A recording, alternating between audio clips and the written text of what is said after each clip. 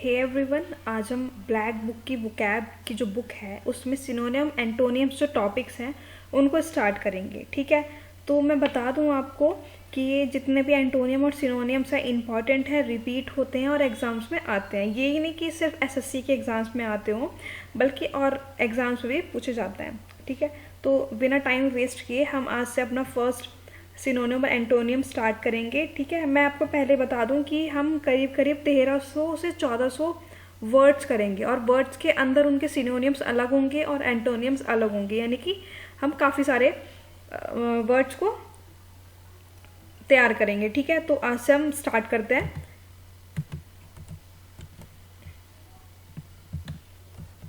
ये first word है abandon.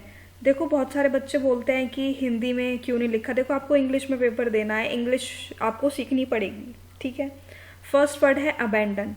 To leave someone, specially someone you are responsible for, with no intention of returning.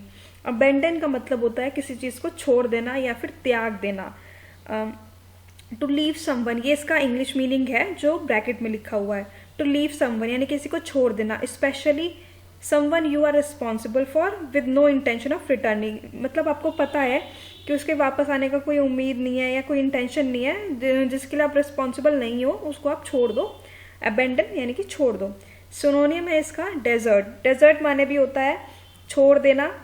ठीक है, forsake, forsake माने त्यागना होता है, त्यागना, छोड़ देना, ये सब सारे एक ही मीनिंग के वर्ड्स हैं।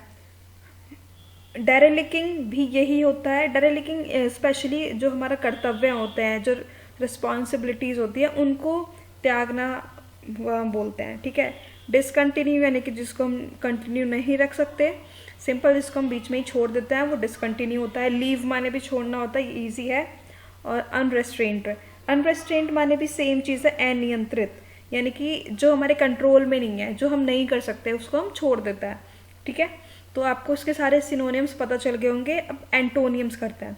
देखो, अबेंडेंट हो गया छोड़ देना, तो एंटोनियम यानी कि इसका उल्टा होगा उस चीज़ को रखना, मतलब उसको कंटिन्यू करना, उसको बनाए रखना। ठीक है, रिटेन, रिटेन माने होता है बनाए रखना, कि कोई भी चीज़ है उसको हमें कंटिन्यू करना है। सपोर्ट, सपोर्ट माने सेम चीज़ होता है, समर्थन करना, उसका सपोर्ट करना, जो चीज़ हमें कंटिन्यू करनी है उसको सपोर्ट करना। कंस्ट्रेंट सेम चीज़ है। ठीक है, कंटिन्यू और कैप्ट, कैप्ट माने भी रखना होता है। तो फर्स्ट वर्ड आपको समझ में आ गया होगा। ऐसे इसमें वर्ड फर्स्ट है अबेंडन। ऐसे ही हम 1300 से 1400 वर्ड्स करेंगे, उनके सिनोनिम्स अलग होंगे, एंटोनिम्स अलग होंगे, तो ऐसे बहुत सारे वर्ड्स हमारे कवर होते चले जाएंगे। ठीक है, सेकंड है अबेट। अबेट यानी कि होता है किसी भी चीज़ को खत्म कर देना या फिर कम कर देना। टू बिकम लेस इंटेंस और वाइड स्प्रेड। ठीक है, किसी भी चीज़ को कम कर देना या फिर ख़त्म कर देना, तो उसका सिनोनियम है सबसाइड। सबसाइड माने भी सेम होता है कि घटना। सबसाइड यानी कि आपने सब्सट्रैक्शन भी सुना होगा, उसमें भी सब आता है, यानी कि कम होना, माइनस कर देना, किसी चीज़ का कम होना होता है, तो वही सेम चीज़ है सबसाइड भी कम होना। डिक्रीज ईजी है, किसी चीज़ की कमी होना। डिमिनिशिंग भी सेम चीज़ है, और रिड्यूस भी, देखो रिड्यूस भी कम होना ही होता है, और डिमिनिश भी सेम चीज़ है कि किसी चीज़ का कम होना, घटना, उसमें कमी हो जाना। तो एंटोनियम्स है, एंटोनियम उल्टा होगा तो उसका मतलब होगा बढ़ना। अबेट माने कम होना, तो एंटोनियम होगा उसका बढ़ना। ठीक है, एग्रेवेट, देखो एग्रे मतलब जहाँ पे भी आप ज़्यादातर देख लेना, जब एग करके कुछ भी आता है ना, AGG या फिर इस टाइप के वर्ड्स आते हैं, तो वहाँ पे ज़्यादातर उसको वृद्धि के पर्पस से ही लिया जाता है। तो एग्रेवेट यानी किसी भी चीज़ का बढ़ना, उसमें उन्नति होना या फिर वृद्धि होना। ठीक है, इंक्रीज माने में बढ़ना। ग्रो यानी कि कोई भी चीज़ ग्रो कर रही है, बहुत अच्छा रिजल्ट दे रही है, तो वो भी सेम चीज़ है। और इंटेंड, एक्सटेंड, सॉरी, एक्सटेंड माने भी सेम चीज़ है कि किसी चीज़ का विस्तार होना, उसमें बढ़ोतरी होना। थर्ड है एब्रीविएट। एब्रीविएट का मीनिंग होता है टू शॉर्टन अ वर्ड और phrase by omitting letters, usually using periods, यानी कि संक्षिप्त करना, मतलब किसी भी बड़ी चीज़ को छोटे फॉर्म में लेके आना। ठीक है, तो शॉर्टन अ वर्ड और फ्रेज। ठीक है, कोई भी जो हमारे जैसे स्टोरीज होती हैं या पोएम्स होता है, हम उनको एक शॉर्ट फॉर्म में लेके आ जाते हैं, उसका कंक्लूजन निकाल देते हैं कि ऑल इन द स्टोरी मतलब कह क्या रहा है वो, तो वही चीज़ है, किसी भी बड़ी चीज़ को छोटा करके लिखना। तो उसका सिनोनिम होगा शॉर्टन, यानी कि किसी चीज़ को कम करना यानी कि शॉर्टन करना, और कंप्रेस, कंप्रेस माने भी सेम चीज़ है।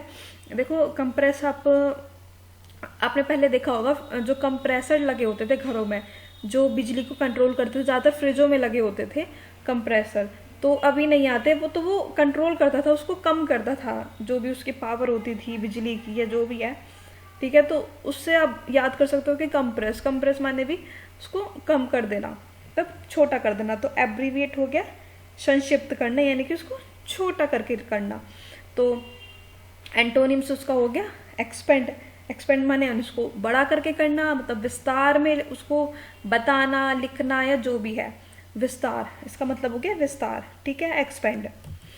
फोर्थ है एब्डिगेट। एब्डिगेट होता है आपका कि किसी भी चीज़ को त्याग देना, फेल टू फुलफिल और अंडरटेक समथिंग, रिजाइन फ्रॉम और फॉर्मली रिनाउंस द थ्रोन, ठीक है। इसका मतलब है किसी भी चीज़ को जिसमें आप फेल हो गए हो या मतलब कुछ भी है आपने रिजाइन कर दिया या त्याग दिया, उस मतलब कुल मिला के एब्डिगेट का मतलब होता है त्याग देना, ठीक है। देखो आपको इसमें डेप्थ में तो घुसना नहीं है कि हमें बहुत डीपली किसी भी चीज़ को पढ़ना है, आप बार बार वर्ड्स को रिपीट करोगे, आपको वो लर्न होते खुद ही चले जाएंगे, ठीक है। तो सिनोनियम, सिनोनिम होता है इसका अबेंडन और रिनाउंस। अबेंडेंस माने भी सेम चीज़ है कि छोड़ देना, और रिनाउंस माने होता है त्याग देना। एंटोनियम है इसका एसर्ट, एसर्ट यानी कि दावा करना, यानी कि दिखाना कि हम वो चीज़ कर सकते हैं। एब्डिगेट मतलब तो पीछे हटना हो जाता है, उस चीज़ को त्याग देना हो जाता है, लेकिन असर्ट माने होता है कि उस चीज़ को करके दिखाना, उसका दावा करना। फिफ्थ है एब्डक्ट। एब्डक्ट का मतलब होता है किडनैपिंग, उसका अपहरण कर लेना, to take someone away illegally by force और deception, usually to obtain a ransom. Ransom होता है फिरौती, ठीक है, इस ये वर्ड अच्छा है, रैंसम, रैंसम मतलब होता है फिरौती। To take someone away illegally मतलब किसी को किडनैप करके उसको उठा लेना और उससे मतलब फिरौती वगैरह मांगना, तो वही सेम चीज़ है कि एब्डक्ट माने होता है किडनैप। तो इसका एंटोनियम हो जाएगा आपका रिडीम। रिडीम मतलब होता है कि मुक्त कर देना किसी चीज़ को, उस व्यक्ति को, या फिर जो भी आपने किडनैप किया है, चोरी की है, उसको रिडीम कर देना यानी कि मुक्त कर देना। सिक्स्थ वर्ड है एब्रीरेशन। इसका मतलब होता है आपका असामान्यता या फिर विजिलेंट, ठीक है, ठीक है। A departure from what is normal, a departure from what is normal, usual और unexpected, typically and unwelcome one, यानी कि जो असामान्य मतलब जो सामान्य नहीं है, जो चीज़ नॉर्मल है ही नहीं, उस चीज़ को बोलते हैं हम डेविएशन। इसका सिनोनिम है डेविएशन। डेविएशन माने विचलन होता है, और उसका सेम अपोजिट होता है नॉर्मलिटी, यानी कि जो सामान्यता होता है। एब्रीविएशन होता है जो असामान्य है, एक तरीके से जो बहुत अजीब है, जो नॉर्मल से कुछ हट गया है, ठीक है। सेवेंथ है एबेंस। एबेंस माने होता है आपका ठहराव, निलंबन, जो रुक गया है।